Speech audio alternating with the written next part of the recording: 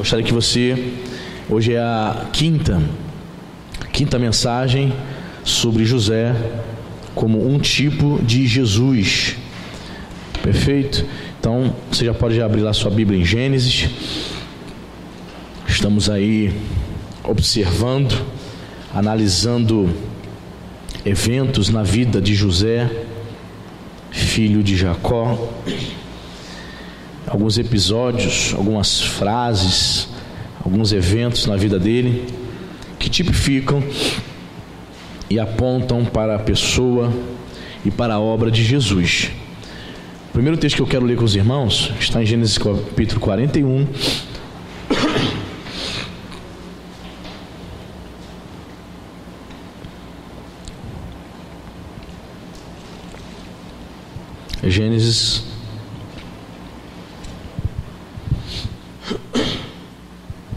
Gênesis 41, versículo 37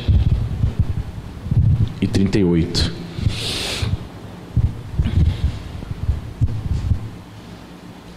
Você achou? Diz assim a palavra de Deus: o conselho foi agradável a Faraó e a todos os seus oficiais. Disse Faraó aos seus oficiais: acharíamos porventura homem, se referindo a José, homem como este em que há o Espírito de Deus? Amém? Vamos agora para Lucas capítulo 4. Deixa aí o marcador, marcando a sua Bíblia em Gênesis, que a gente vai voltar ainda para outros textos. Lucas capítulo 4.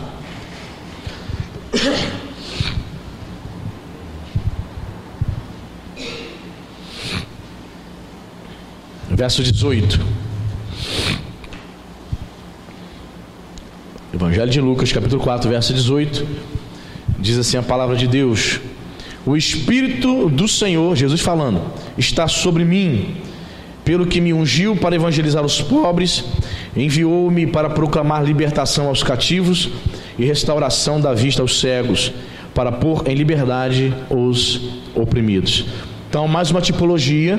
Faraó observou, declarou que sobre José havia o Espírito de Deus. Jesus, citando aqui Isaías 61, ele vai dizer que o Espírito do Senhor, o Espírito de Deus, está sobre mim. Aprendemos aqui, irmãos, entendemos e aprendemos pela palavra de Deus que a presença do Espírito Santo na nossa vida é de fundamental importância. Veja bem, no ministério ali, que não era, José não vivia nem na aliança, né, da lei mosaica, foi antes, não é isso? Antes de Moisés. E ele precisou do Espírito de Deus na vida dele para que ele pudesse ser um instrumento nas mãos do Senhor. Muito mais nós hoje nessa nova aliança, na qual Jesus disse: não vos deixarei órfãos, eis que vos enviarei o Espírito Consolador, o Paracleto, ou Paráclito, né? Paráclito de Deus. Então note bem, irmãos, temos aqui o aprendizado de que o Espírito de Deus na vida do crente é extremamente importante. Tentar fazer a obra de Deus, tentar fazer a vontade de Deus sem o Espírito Santo é impossível, irmãos.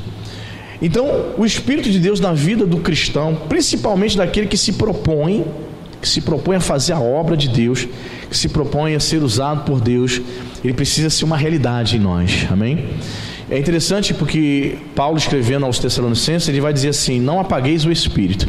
O Espírito Santo de Deus na nossa vida, dependendo da maneira como você vive, se você viver uma vida espiritual relaxada, se você for uma pessoa omissa na oração, se você for um crente relapso, um indivíduo superficial, certamente o Espírito de Deus se apaga na tua vida.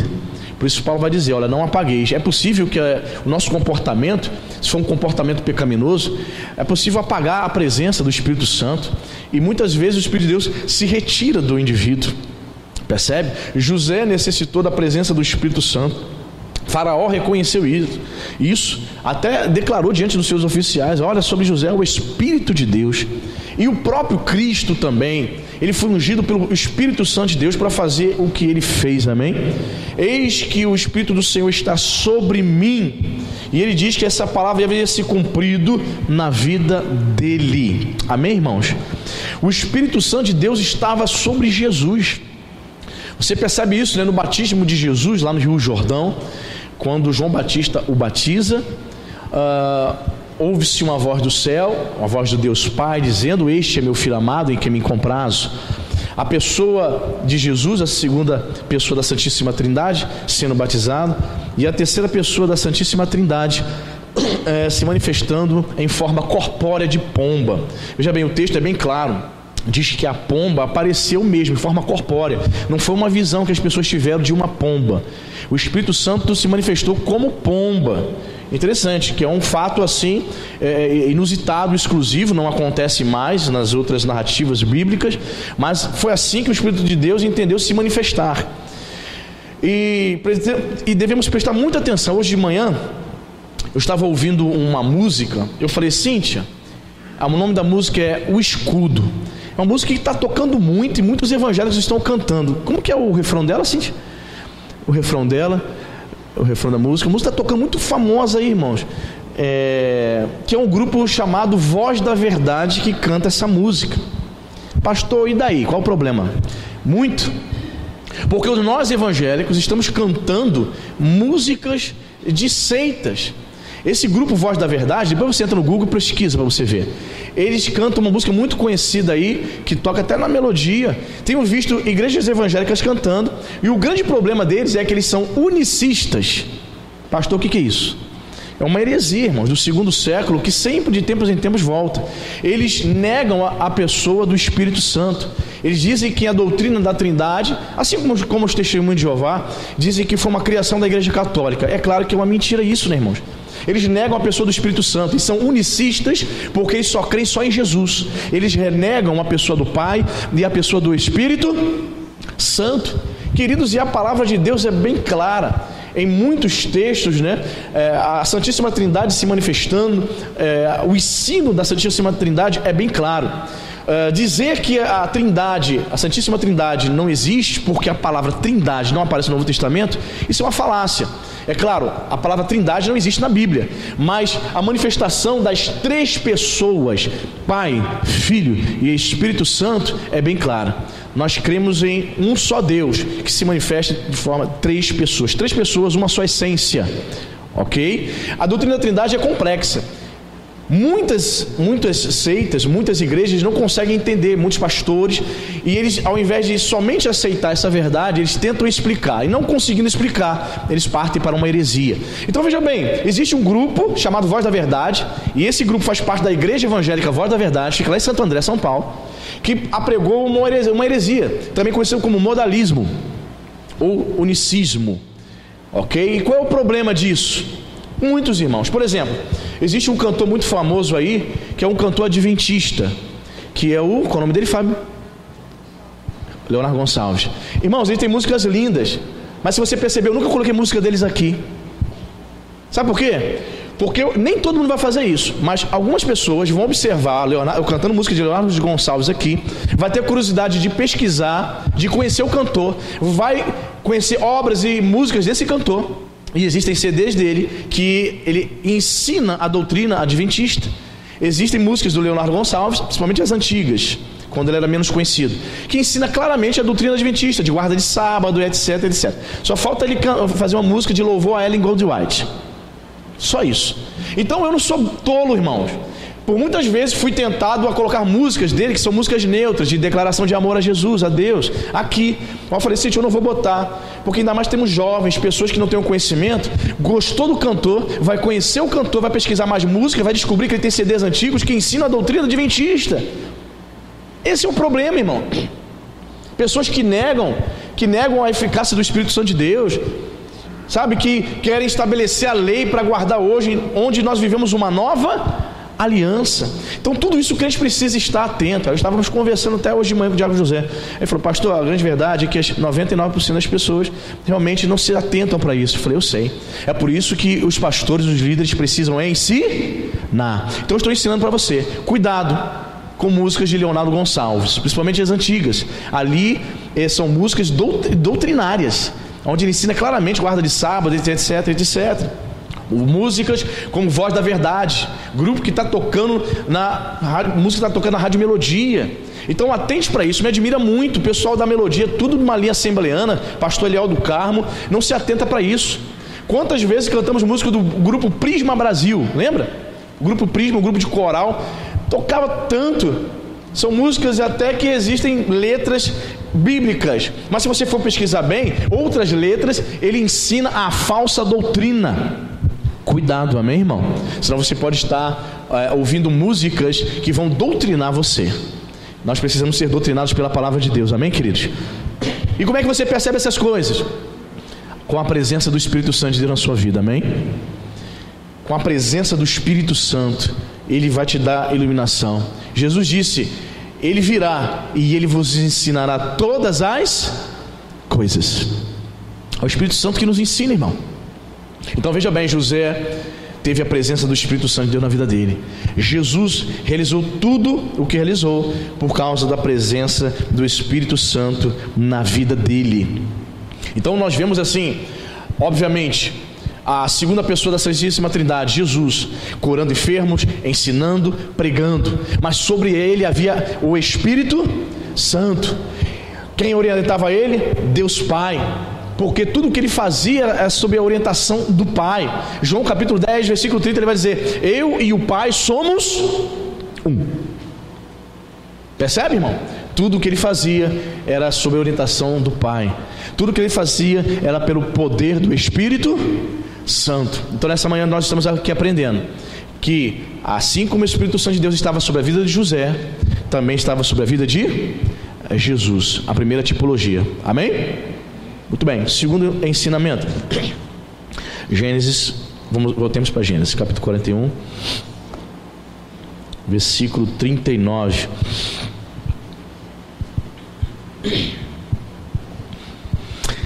Diz assim a palavra: depois disse Faraó a José: visto que Deus te fez saber tudo isto, ninguém há tão ajuizado, repita comigo, e sábio como tu. Veja bem, há uma declaração aqui de que José era um homem sábio. Voltemos agora para o Novo Testamento, Colossenses capítulo 2, versículo 3, um versículo muito profundo. Veja o que Paulo declara a respeito de Jesus. Colossenses capítulo 2,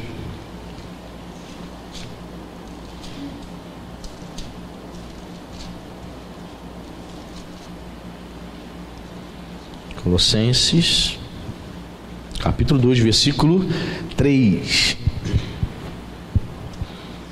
Você achou? Bom, vamos ver o versículo 2 para a gente entender melhor.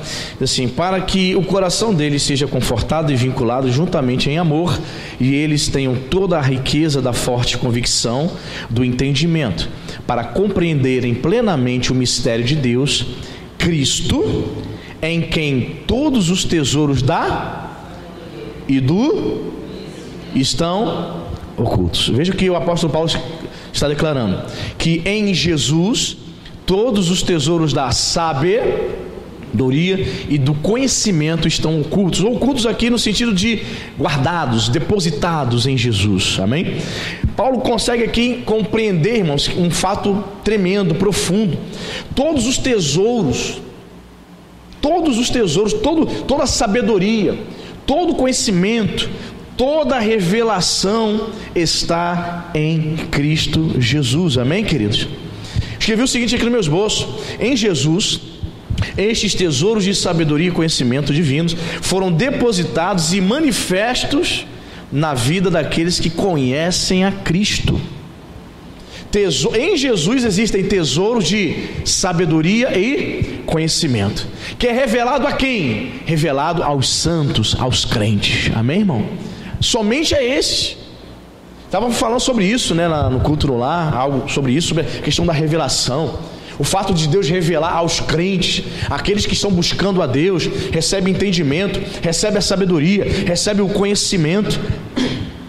Jesus, ele é plenamente suficiente para a nossa compreensão espiritual. Há pessoas que ouvem a palavra dia após dia, ano após ano, semana após semana, mas elas não compreendem.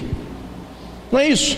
As pessoas sabem até que é verdade. Se você falar com ela assim: você entende que esta palavra aqui é uma verdade? Ela vai dizer: sim, entendo. Mas por que não pratica? Não, para praticar já é outra história, pastor. Isso aí eu vou ver depois. Sabe por quê? Porque ainda não descobriu que em Cristo há um profundo conhecimento, toda a sabedoria está nele, toda a revelação, toda a compreensão espiritual para viver e para servir a Jesus. Amém, irmão? Não compreendeu o que está nele. Veja bem, o apóstolo Paulo está dizendo que todos os tesouros da sabedoria e do conhecimento estão em Cristo. Estão o quê? Ocultos. Ocultos no sentido de guardados, depositados. É nele, é em Jesus que eu recebo entendimento e compreensão espiritual, irmão. Se você não estiver em Jesus, você não recebe revelação. Se você não estiver em Cristo, aliás, na teologia paulina, essa expressão em Cristo é algo comum. Ele repete muito isso em todas as suas epístolas. Se você não estiver em Jesus, você não consegue entender as coisas do Espírito. É por isso que ele escrevendo aos Coríntios, ele vai dizer que os homens espirituais, os pneumáticos, são eles que discernem as coisas espirituais. Os homens carnais, os sárquicos, eles não entendem, eles não conseguem discernir as coisas do Espírito, porque são carnais. Simples, né, irmão?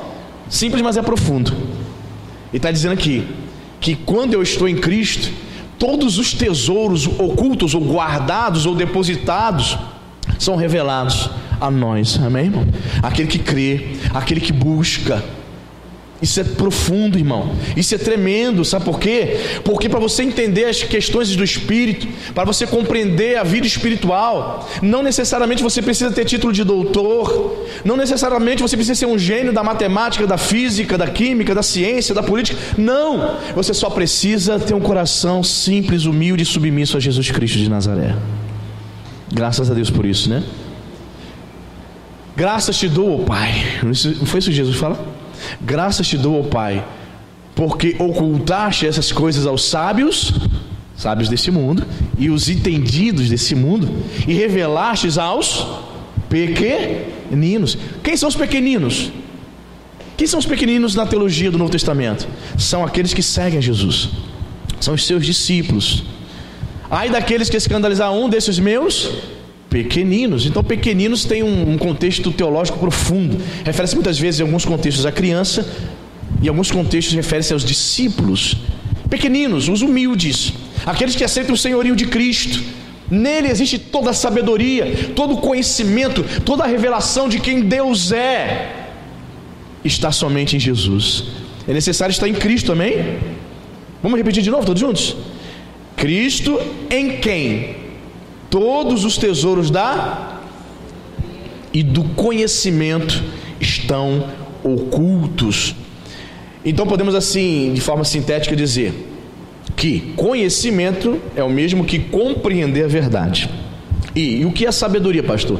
Sabedoria é a capacidade de pôr em prática o que você aprendeu, essas verdades. Então você só pode dizer que é uma pessoa sábia quando você coloca em prática aquilo que você teve conhecimento. Você está tendo conhecimento aqui da vontade de Deus para a tua vida. Você está ouvindo a palavra, não é isso? Ok, conhecimento. E a sabedoria? Quando é que você recebe sabedoria? Quando você está em Cristo. Eu só estou em Cristo quando eu pratico a sua palavra. Então você pode ter um vasto conhecimento bíblico. Se você não praticar a palavra, você não está em Cristo. Simples, objetivo e direto. É assim a palavra de Deus, amém, irmão? Simples. Então nós percebemos uma declaração de Faraó dizendo que em José havia o que? A sabedoria, um homem sábio. José, 30 anos de idade, a mesma idade que Cristo iniciou o seu ministério, 30 anos de idade. Em Cristo todos os tesouros da sabedoria e do conhecimento estão ocultos. Ocultos, mais uma vez afirmo, no sentido de guardados, entesourados. Para quem descobrir, para quem conhecer? Eu e você. Amém, irmão? Tesouro. Há um tesouro guardado de revelação, de graça, de conhecimento das coisas do céu, conhecimento espiritual. Amém, irmão? Há certas coisas na sua caminhada cristã que você vai entendendo, que você vai compreendendo, que Deus vai te revelando, Deus vai te mostrando coisas profundas. Mostra coisas para o pastor que é algo que ele vai guardar só para si. Existe isso, pastor, que Deus fala coisas no teu coração que você só vai guardar só para o Senhor. Sim, aconteceu isso com Paulo. Eu não estou dizendo que eu tive a mesma experiência de Paulo, de ter sido arrebatado ao céu, não é isso. Mas Deus traz esse ensinamento, traz, sabe, verdades tão profundas. Para você também, amém, irmão? São tesouros que vão se revelando na sua jornada, na sua caminhada, ok? Estes tesouros nós temos acesso, pois nos é revelado nele, amém? Então, em Cristo Jesus, você tem acesso a um tesouro de sabedoria e de conhecimento, se você estiver em Cristo, amém, irmão? Muito bem, vimos aqui essa segunda tipologia, que José era sábio, em Cristo toda a sabedoria que é revelada a nós, seu povo. Voltemos para Gênesis. Gênesis 41.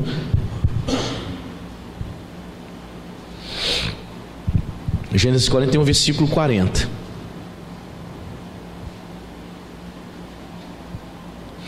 Você achou? Olha o que Faraó diz: administrarás a minha casa, e a tua palavra, falando de José, e a tua palavra, José, obedecerá todo o meu, somente no trono eu serei maior do que tu. Ou seja, temos aqui uma palavra, uma declaração de que o povo teria que obedecer às palavras de José. Vamos para o Novo Testamento? Evangelho de João, capítulo 17. Temos aqui a oração sacerdotal de Jesus. João 17, versículo 6.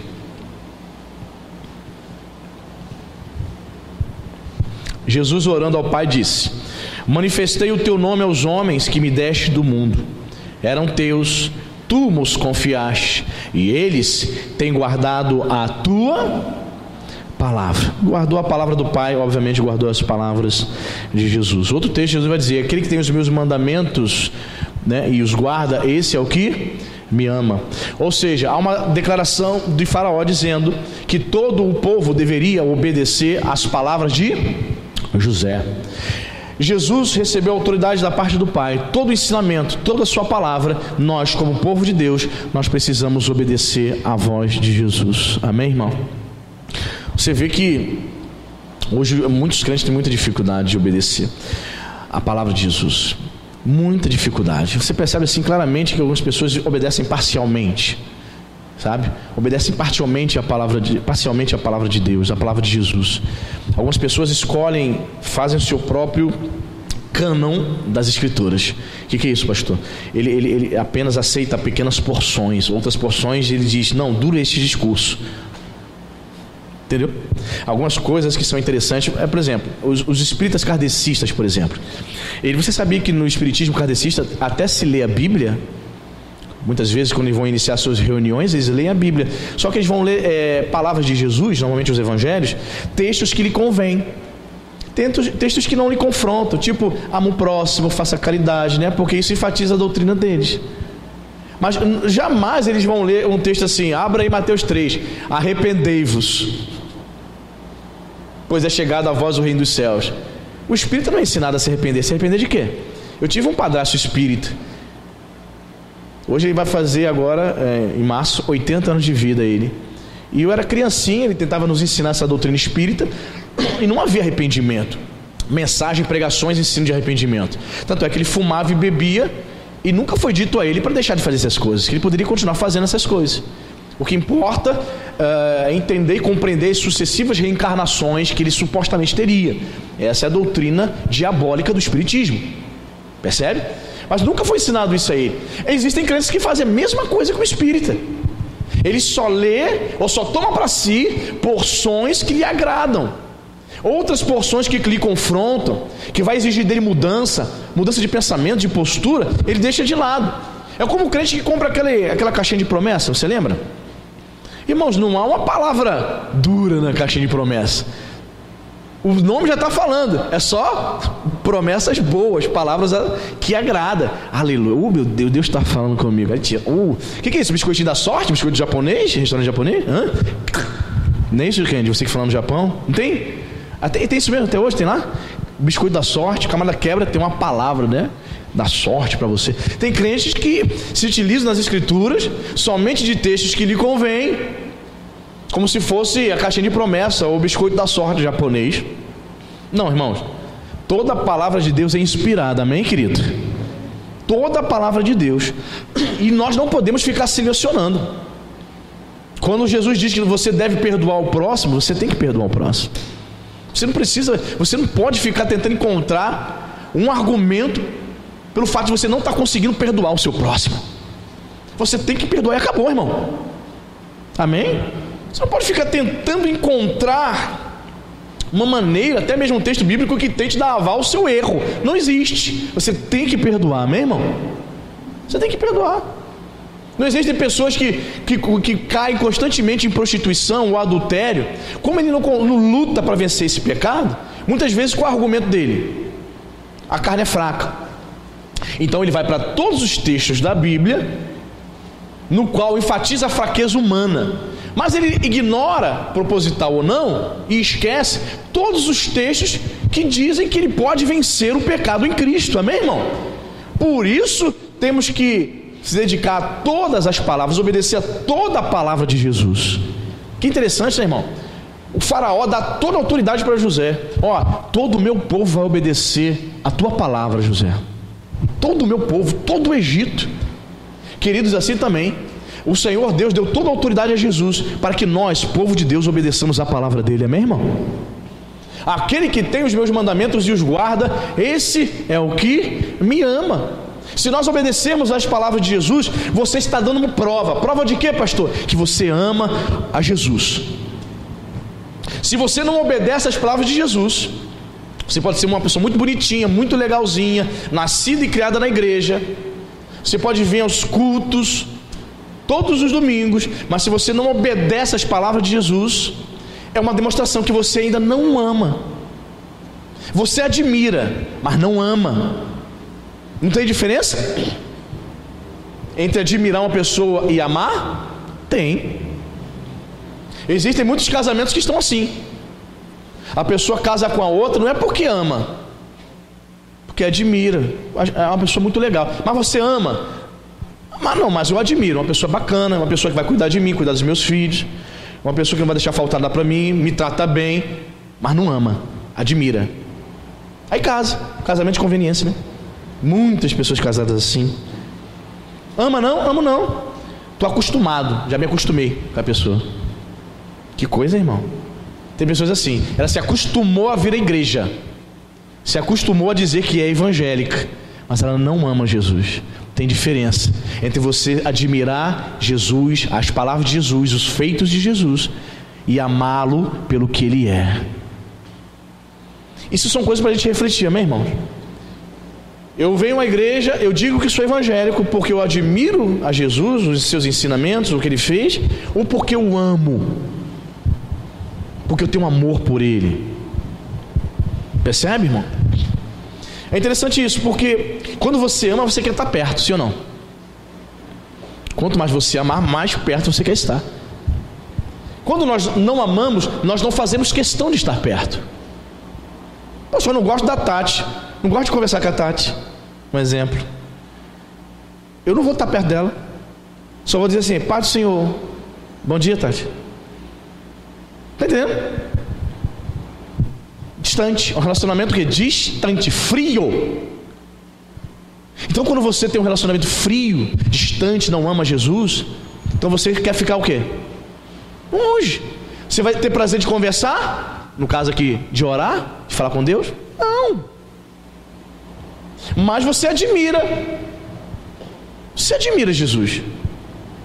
Você crê que as palavras dele são verdadeiras, todas escritas em vermelho nessa edição.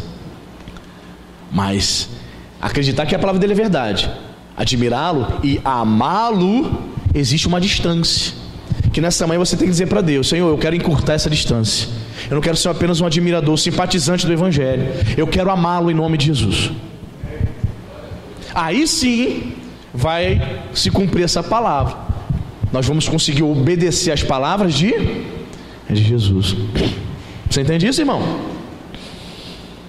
Aí, vamos fazer aqui outra analogia. Vamos supor Faraó, que era senhor do Egito, ele dá essa ordem: todo o meu povo vai obedecer a tua palavra, José. Perfeito? Irmãos, se alguém ousasse desobedecer a palavra do vice-governador do Egito, José, essa pessoa estava sujeita ao que mesmo, irmãos? Você está captando, estou gostando, irmão, olha. Puxa, muito bem. A morte física. Todas as palavras que ousam, todas as pessoas que ousam desobedecer as palavras de Jesus, elas estarão sujeitas à morte eterna. Se você for apenas um religioso, um admirador de Jesus, mas se você não amá-lo, se você não obedecer a sua palavra, você estará sujeito à segunda morte, à morte eterna, à eternidade sem Deus. Você está entendendo, irmão? As palavras de Jesus, elas são vitais para decidir a sua eternidade. Amém? Palavra de José era a palavra final. O que você falar está falado. O Deus Pai também concedeu essa autoridade ao Filho. Todo o povo de Deus, todo o meu povo vai obedecer a sua palavra, as palavras de Jesus. E Deus chamou você para isso, amém, irmão? Deus não te chamou para ser um admirador. Deus nos chamou para admirar. Pô, bacana, né? A igreja, a obra de Jesus, muito bacana. Deus te chamou para amar a Jesus, para segui-lo, para servi-lo e para obedecê-lo. Muitas vezes, quando eu era adolescente, eu falava assim: mãe, eu quero fazer isso. Ela vai fazer nada. Eu tenho 50 anos e eu não me mando. Você que é mãe já falou isso, João? Eu tenho 45 anos e eu não me mando. Às vezes eu falo isso para as crianças, né? A Laís, eu quero fazer, quero ir a tal lugar. Eu falei, vai não. Estou com 40 e poucos anos, eu não faço o que eu quero. Tem muita coisa na minha vida que eu não faço, sabe? Por amor a Cristo, por obediência a Cristo. Porque geralmente as nossas vontades são totalmente fora da vontade de Deus, irmãos. Geralmente a nossa vontade, ela sempre quer se divorciar da vontade do Pai. Por isso que a Bíblia diz que nós devemos andar em espírito. Porque se você andar na carne, você vai fazer a sua vontade. Você está entendendo? Muitas vezes minha mãe falou isso. Tenho 50 anos, eu não me mando, eu não faço o que eu quero, então você também não. Queridos, aquele que vive para si mesmo vai fazer o que lhe dá na telha. Servo de Deus não. Servo de Deus faz a vontade do Pai, amém, irmão? Servo de Deus, filho de Deus, obedece às palavras de Jesus. Não faz o que lhe dá na telha. Você está entendendo? Alguns pastores assim conversando comigo falam assim, já conversei com um pastor que falou assim: pastor Anderson, meu tempo em cada igreja é 5 anos. Eu não consigo passar de 5 anos numa igreja. Para mim 5 anos já deu. Já fiz tudo que tinha que ter feito naquela igreja. Sai daquela igreja e deixa o outro pastor tocar. Irmãos, eu não sei da minha vida aqui, sabe?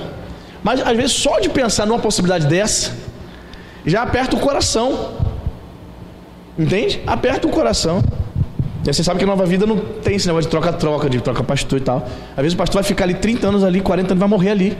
Às vezes o pastor vai ficar 10 anos ali, vai ser tirado, né? Depende muito do contexto, da situação. Mas eu não vejo dessa forma. Eu entendo que a vontade de Deus tem que prevalecer. Certo pastor um dia chegou para mim e falou assim, de outra denominação, eu recebi, ele já estava uns 10 anos na igreja dele, ele falou assim: recebi um convite para pastorear outra igreja. Nessa outra igreja, o presbitério se reuniu e me ofereceu um salário maior, ofereceu plano de saúde para minha família, ofereceu carro e disse assim, tipo assim, vem para cá que a gente vai cuidar do senhor, a condição do senhor financeira vai mudar, vai melhorar. Aí eu falei, e aí, aceitou, pastor? Ele, pastor, não aceitei não. Eu falei, por quê? Ele, eu orei, pastor, né? E meu tempo não acabou aqui ainda nessa igreja. O Espírito Santo falou ao meu coração que eu ainda tenho muito a fazer aqui na igreja. Então o que me move não é o fato de ter uma condição financeira melhor. Irmãos, nem todos têm essa visão não, tá, irmão? Nem todos os pastores têm essa visão não. Você está ganhando R$2.000, de repente fala, vem para cá, ganha 5. Você está levando teu filho, tua filha no UPA, e de repente você vai ter hospital particular, clínicas médicas particulares, plano de saúde. Então quantos estão dispostos a dizer, não, meu tempo aqui não acabou? Sabe por quê? Porque o povo de Deus, aquele que é de Deus, foi chamado para fazer a vontade de Deus, a vontade do Pai, não a sua própria vontade. Foi chamado para obedecer a voz de Jesus. Você está entendendo, irmão? Então, em Cristo, nós devemos obedecer a palavra dele. Por isso Jesus vai dizer aqui, ó: manifestei o teu nome aos homens que me deste no mundo, eram teus, tu nos confiastes, e eles, se referindo aos discípulos, né? E eles têm guardado a tua palavra. As palavras do Pai são as palavras de Jesus. Você foi chamado para guardar as palavras de Jesus, amém, querido? Em nome de Jesus Cristo. Quero vou frisar outras coisas aqui interessantes. Jesus está falando aqui, orando ao Pai, certo? João 17, e se referindo aos discípulos. Escrevi o seguinte nos meus bolsos aqui: apesar de todas as falhas e fraquezas dos discípulos, Jesus ele dá crédito aos seus discípulos como tendo crido e obedecido a sua palavra. Presta atenção aqui comigo, ó. Jesus fala assim: eles têm guardado a tua palavra. Mesmo os discípulos tendo falhado, tendo demonstrado fraqueza, tendo fugido no momento da prisão de Jesus, Jesus dá o crédito dizendo que eles conseguiram o quê? Guardar. Interessante isso, né, irmão? Ele não ora ao Pai dizendo assim: eles falharam, dá um castigo para eles, Pai. Eles têm guardado. O Senhor eram teus, e o Senhor me confiou eles, e eles têm guardado. Jesus faz uma declaração dizendo que eles estavam obedecendo, mesmo tendo aqueles percalços, tendo aquelas falhas, mesmo tendo negado a Jesus, certo? Eles estavam conseguindo guardar a palavra. Então isso também traz a nós uma esperança e um acalento de que, mesmo durante a nossa caminhada, mesmo que ainda você tropece, Deus é um Deus de misericórdia, rico em perdoar, amém? E você pode sim guardar a palavra dele, porque a declaração dele é de que os discípulos estão conseguindo. Ele não diz que os discípulos falharam. Na sua oração sacerdotal ele declara ao Pai: eles têm guardado a tua palavra. Estão conseguindo, vão ser instrumentos do Senhor. Pedro, João, todos vão ser exponentes nas suas mãos, Pai. Eles têm guardado a palavra. Você tem guardado a palavra? Aleluia. Muito bem. Prosseguindo, vamos agora, voltemos para Gênesis.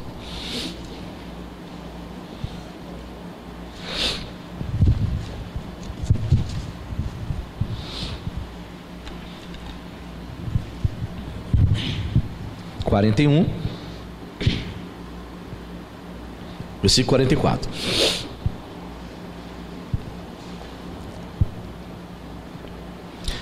Disse ainda Faraó a José: eu sou Faraó, contudo, sem a tua ordem, olha o que Faraó diz, hein? Ninguém levantará a mão ou pé em toda a terra do Egito. Eu sou Faraó, eu sou o rei, mas contudo, José, sem a tua ordem, ninguém vai fazer nada no Egito. Olha que moral, irmãos. Olha que autoridade de Faraó concedeu para José. Então ele usa essa expressão aqui, ó: ninguém vai levantar a mão ou pé, que é uma expressão para dizer assim: ninguém vai fazer nada se não passar por você. Amém? Compreendeu isso? Vamos para o Novo Testamento, João 15, 5.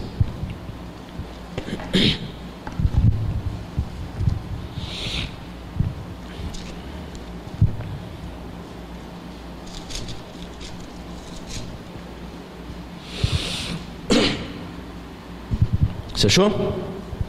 João 15, 5.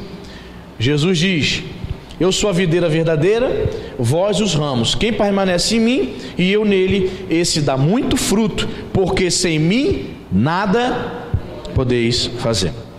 Todas as vezes que eu leio esse versículo aqui, me vem à mente algo, e eu vou expressar aqui para você. Jesus fala assim: sem mim nada podeis fazer. Aí você reflete: mas pastor, existem pessoas que não servem a Jesus e realizam grandes coisas, sim ou não? Realizam grandes coisas, realizam grandes descobertas científicas, inventam coisas que são úteis para a humanidade até hoje. Alexander Graham Bell inventou o telefone. Claro que ele não imaginava o celular nos dias de hoje, mas ele deu o pontapé inicial para chegar ao que nós temos hoje, os smartphones. Pessoas que não servem a Jesus realizam grandes coisas. Por exemplo, um camarada que foi decisivo na Segunda Guerra Mundial foi o primeiro-ministro inglês, Winston Churchill. Você que estuda história sabe disso. Um camarada que foi decisivo, o general Patton, não é isso? General Patton, não é isso, Diago? General Patton, na pronúncia dele. Foi um camarada que foi um general americano que teve importância fundamental para que os aliados pudessem vencer o eixo, né, na Segunda Guerra Mundial. Homens que tiveram decisões, tiveram importâncias fundamentais para o bem-estar da humanidade. Grandes realizações, sim ou não? Sim ou não? Sim. Mas o que Jesus está dizendo aqui? Ele está falando de um contexto de dar fruto. O que ele está dizendo, sem mim nada podeis fazer, é que ele está dizendo que o homem não pode dar fruto espiritualmente falando, verdadeiros frutos que permanecem para a vida eterna, se ele não estiver ligado em Jesus. Ele está falando aqui de realizações militares, profissionais, realizações políticas. Veja bem, nós não sabemos como será o governo Bolsonaro em 4 anos, né? Talvez no primeiro ano de governo, daqui a um ano a gente vai poder ter uma avaliação. A gente já consegue fazer uma avaliação, assim como fizeram com o governo Donald Trump lá nos Estados Unidos. Você vai poder dizer, bom governo, péssimo governo, regular governo. Por enquanto você não pode falar nada ainda, né? Uma semana de governo. Todo mundo sabe que a esposa dele, a Michelle Bolsonaro, é evangélica, não é isso? Você sabe? Todo mundo sabe que ela é evangélica, ela é membro da Igreja Batista Atitude lá na Barra da Tijuca. Assim, pelo que ela passa, ela parece ser uma crente de verdade. A gente não convive com ela, mas pelo que ela passa, a gente não sabe no profundo, no dia a dia. O marido dela é crente? Não. Mas você entende que ela ora pelo marido dela? Sim, claro, está na cara que ela ora, que ela intercede, ora para que ele se converta, para que ele nasça de novo. Vamos supor, irmãos, que a gente não sabe, como eu falei, a gente não sabe se ele fará um bom governo. A gente, né, pede a Deus que sim. Percebe que se ele fizer um péssimo governo, ou se ele fizer, melhor dizendo, um bom governo, vamos supor que daqui a 2, 3, 4 anos, no final do governo dele, até a esquerda, até os seus inimigos terão que dizer assim: não concordo com o que esse cara falava, mas eu não tenho como negar, o Brasil avançou. Assim como foi aquele dilema quando Juscelino governou. 5 anos, 50 anos em 5, lembra disso? Vamos supor que ele consiga fazer isso, um bom governo, que até a esquerda consiga aplaudi-lo. E no final todos nós teremos que admitir e dizer: Bolsonaro sim, fez grandes realizações em prol da nossa nação. Mas tudo isso, mesmo ele fazendo tudo de bom na área da economia, da política, essa palavra não se encaixa, não se encaixaria. Sem mim nada podeis fazer. Não se encaixaria, porque o contexto aqui é fruto espiritual. Você lembra? O Lula, ele, quando ele assumiu o governo, ele aproveitou uma boa, digamos, uma economia mundial, e ele surfou nessa onda, e foi aquele período que a população brasileira dizia: estou conseguindo comprar minha geladeira, lembra? Conseguindo comprar as coisas. Até hoje as pessoas falam, né? Puxa, bons tempos do Lula, que eu consegui comprar meu carro. Muitas pessoas passaram para a classe média. Existem pessoas que até declaram até hoje: poxa, ele roubava, mas eu tinha emprego. Antes ele roubando. São os pensamentos, né, das pessoas. Mas é isso. Estamos falando de realizações políticas, econômicas? Não. Sem mim nada podeis fazer. Fala de realizações espirituais. E eu vou te dizer aqui o que pode ser. Sem Jesus você não consegue carregar a cruz. Sem Jesus você não consegue negar a si mesmo. Você está entendendo? A pessoa pode ser um excelente político, um excelente profissional, um excelente cientista, mas se ele não se converter, se ele não nascer de novo, ele não realiza as coisas espirituais. Sem Jesus você não carrega a cruz. Sem Jesus você não tem a experiência do novo nascimento, que é a experiência que te permite entrar no céu. O novo nascimento é o passaporte para o céu. Você está entendendo, irmão?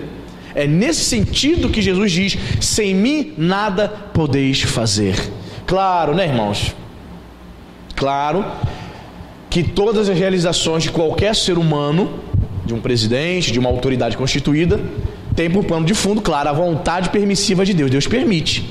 Deus permitiu que o Lula governasse, que o PT quebrasse o país. Ok, Deus permitiu. É a vontade de Deus absoluta? Não, foi a vontade permissiva. Entende? Eles fizeram muitas coisas até boas, coisas ruins. É nesse contexto? Sem mim nada podeis fazer? É nisso? Não. Porque tudo que eles fizeram não teve um contexto espiritual. espiritual. Então vamos lá. Então você consegue carregar a cruz? Você consegue viver no espírito num mundo corrupto como esse? Só se você estiver ligado à videira. Senão você não consegue, irmão. Irmão, vou dizer para você, ser um crente fiel nos dias de hoje, meu Deus do céu. Detalhe, crente fiel que vive a ortodoxia e vive na palavra autêntica. Tá fácil não, irmão. Porque você tem visto muitas loucuras por aí.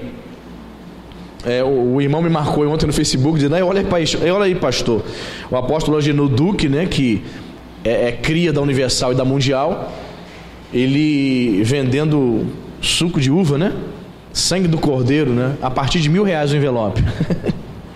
Irmão, que suco, cara, é esse, irmão? Ele pega esse cálicezinho de suco, bota num saquinho, amarra e dá pro povo. É o sangue do cordeiro que você está levando para casa. Mas você tem que pegar um envelope de R$1.000. É o começo do voto, da campanha. A partir de... Irmão, você não tem noção. A minha avó vai fazer 90 anos agora, no mês que vem. Mãe da minha mãe. E ela é membro de uma dessas igrejas neopentecostais. Aí nessa época de campanha de Israel, ela fica apavorada, mas não sai de lá, né? A idade dela, ela já não consegue, né, ir sozinha e tal. E ela, me lembro que ela conversava, falava assim: meu Deus, eu fico apavorado. O camarada começa a campanha pedindo R$10 milhões, irmão. Uma catedral, 10 mil pessoas presentes. Então tem empresário lá, né? Então uma pessoa como ela, que ganha um salário mínimo de aposentadoria, que ela se aposentou como a dona Maria lá da seção de biscoitos das Sendas, ela trabalhou nas Sendas até se aposentar, um salário mínimo. Irmãos, para as pessoas que ganham um salário mínimo, isso é um choque, né, irmão? Até para quem não ganha, né? O camarada diz assim: ó, vamos começar a campanha, vamos ver quem tem fé. Quem vem pegar com o envelope com R$10 milhões? Quem vem? Aí levanta 3 empresários e pega. Quem ganha um salário mínimo, olha assim, fica assim com uma inveja. Meu Deus do céu, 10 milhões. Eu com 10 milhões. É igual as pessoas na Mega Sena da virada: se eu ganhasse na cena, eu vou ajudar minha mãe, meu pai, meu primo, Meu Deus do céu. Ela falou que ficava tão mal. Eu falei: o que a senhora faz, vó? Eu estou deixando de ir esse mês. É só campanha, só dinheiro que está pedindo. Durante um mês de campanha de Israel, quando acabar eu volto para a igreja. Eu falei: meu Deus. Realmente, porque durante o mês todo é só isso. Não existe ensinamento de mais nada.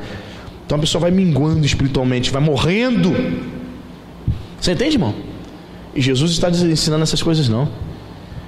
Rapaz, R$1.000, um cálice desse de suco de uva, irmão. Meu Deus do céu. Só a graça de Deus. Então, para você viver neste mundo, neste contexto louco que estamos vivendo, de loucuras, principalmente você que é novo convertido, novo na fé, você não pegou uma época que me parecia, 20, 25 anos atrás, me parecia que os crentes eram mais firmes. Não sei se você tem essa mesma impressão que eu, você que é antigo. Me parecia que os jovens eram mais comprometidos, me parecia que as pessoas levavam mais a sério, que o índice de heresias era menor.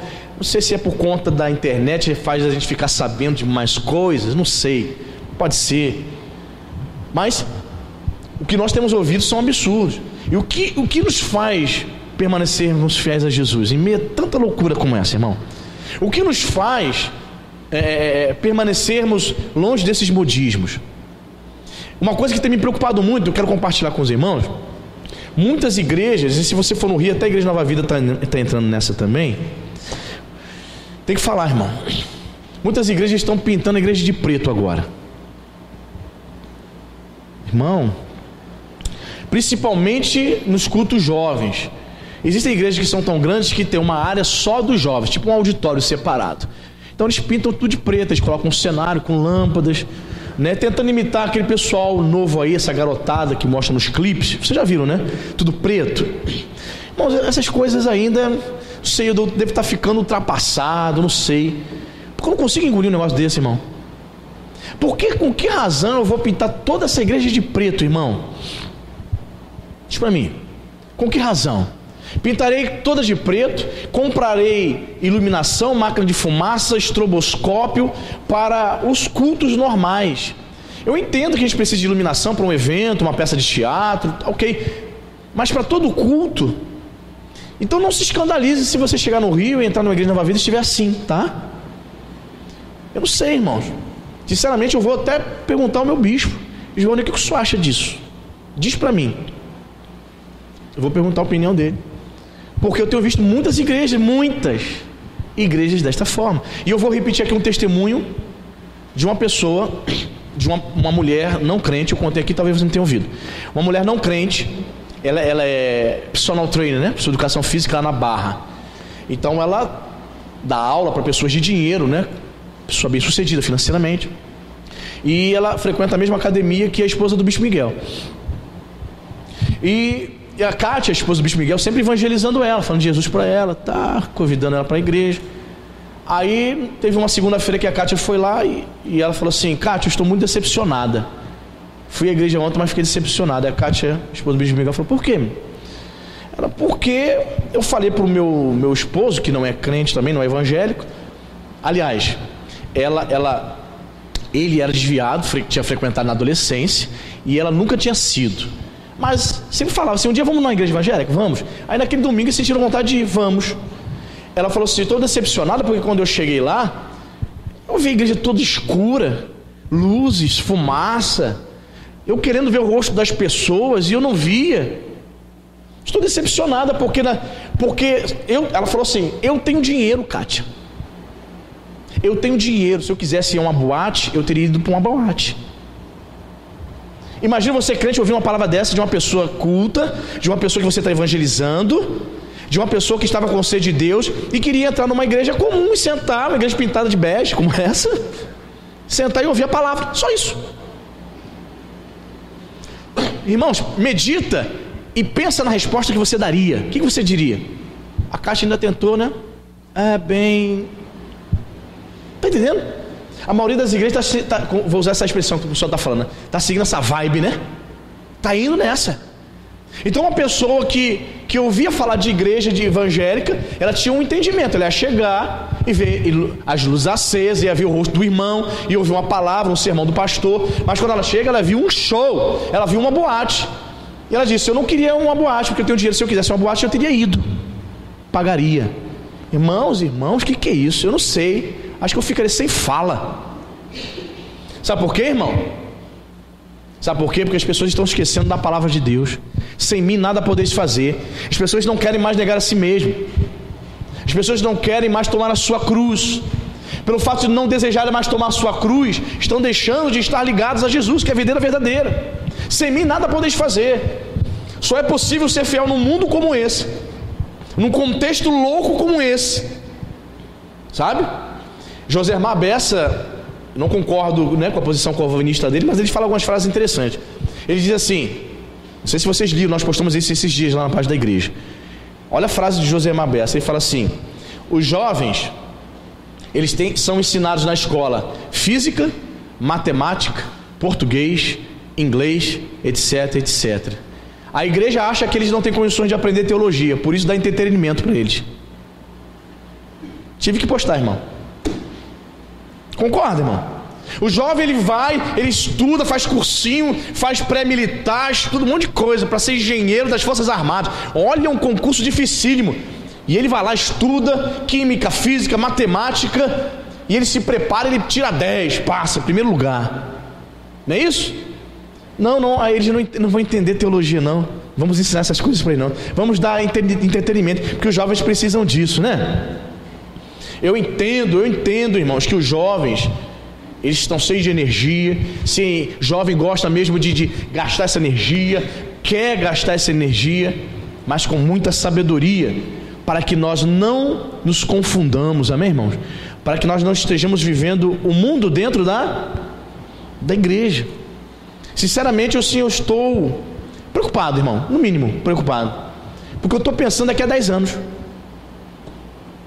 Eu estou pensando como é que vai estar a igreja brasileira, até as igrejas consideradas sérias, daqui a 20 anos, 2 décadas. E passa rápido uma década, né, irmão? Passa rápido, tá?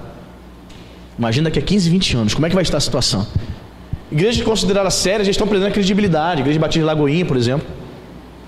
Porque se você vê na internet, o culto jovens dele bomba, mas é nessa linha. Muito show, tudo preto, festa fantasia, os jovens indo para o culto, para o evento jovem fantasiados.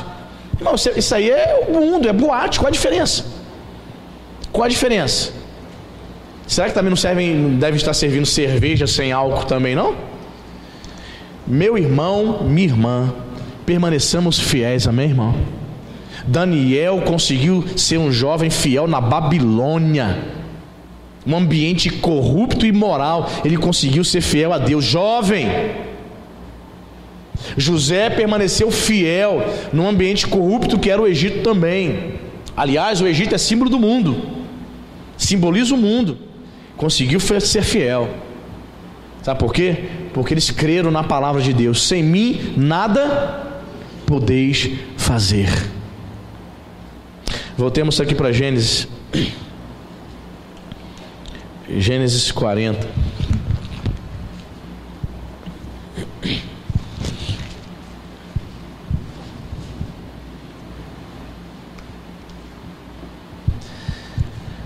Versículo...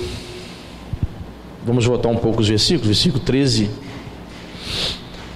e 14, parte A. Gênesis 40, versículo 13. Diz assim, Gênesis 40, 13 e 14, parte A. Dentro ainda de 3 dias, José interpretando o sonho, né? Do copeiro. Faraó te reabilitará e te reintegrará no teu cargo, e tu lhe darás o copo na própria mão dele, segundo o costume antigo, quando lhes era copeiro. Olha o que José fala para ele: porém, lembra-te de mim quando tudo te correr bem. Amém? E vamos para 1 Coríntios capítulo 11.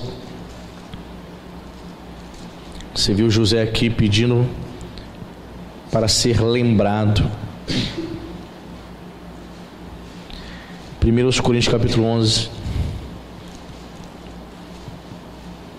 Temos aqui Paulo trazendo explicações acerca do contexto da Santa Ceia, e ele vai falar aquela famosa frase dita por Jesus, 1 Coríntios 11, 24. E tendo dado graças, o partiu e disse: isto é o meu corpo que é dado por vós, fazei isto em memória de mim. Da mesma maneira que José pede para ser lembrado pelo copeiro que estava saindo da prisão, Jesus, ele, ao instituir a Santa Ceia, dando uma nova conotação à celebração da Páscoa, ele vai dizer para nós, quando todas as vezes que nós participamos da mesa, nos assentamos à mesa do Senhor, que nós devemos fazer isso em sua memória, ou seja, no grego é isso mesmo, em sua lembrança. Nós devemos fazer isso para manter viva a nossa memória da sua morte, do seu sacrifício. Todas as vezes que nós celebramos a Santa Ceia, eu não sei você, mas deveria ser assim, deve ser assim. Todas as vezes que você participar da Santa Ceia, se assentar à mesa, você está lembrando, trazendo à sua memória o que Jesus realizou na cruz do Calvário por você. Amém? Trazendo a memória. Lá em Lamentações, o profeta Jeremias vai dizer: quero trazer à minha memória aquilo que me traz esperança. Te traz esperança? Lembrar do sacrifício de Jesus por você, pela obra expiatória na cruz para te perdoar os pecados, te traz esperança? Traz, irmão. Quando você lembra do que Jesus fez na cruz por você, você começa a renovar a tua esperança, você renova a tua fé, você renova a disposição para seguir o Senhor. Senhor, eu quero renovar as minhas forças, renovar minha fé, minha esperança, as minhas convicções, trazer à memória. O Senhor sabe disso, né? Jesus ele estaria ausente dos seus discípulos corporalmente falando, né? Mas espiritualmente ele está presente no meio do seu povo, amém? O texto que nós lemos lá no início do culto, na abertura: eis que eu serei o seu Deus e vocês serão o meu povo. Jesus está presente por intermédio do seu Espírito, mas ele quer que lembremos das suas ações, dos benefícios do seu sacrifício. Ele sempre desejará isso, trazer memória. E ele vai usar, interessante que ele vai usar esses elementos, né? Em toda a história da igreja eu nunca li nada a respeito de que algum grupo cristão tenha em algum momento da história passado a adorar os elementos. Pelo menos lendo muitos livros, até agora não vi nada parecido. É interessante também dizer que quando o Senhor manda Moisés construir a Arca da Aliança, ele manda construir uma tampa chamada de propiciatório com 2 querubins, não é isso? Um de frente para o outro.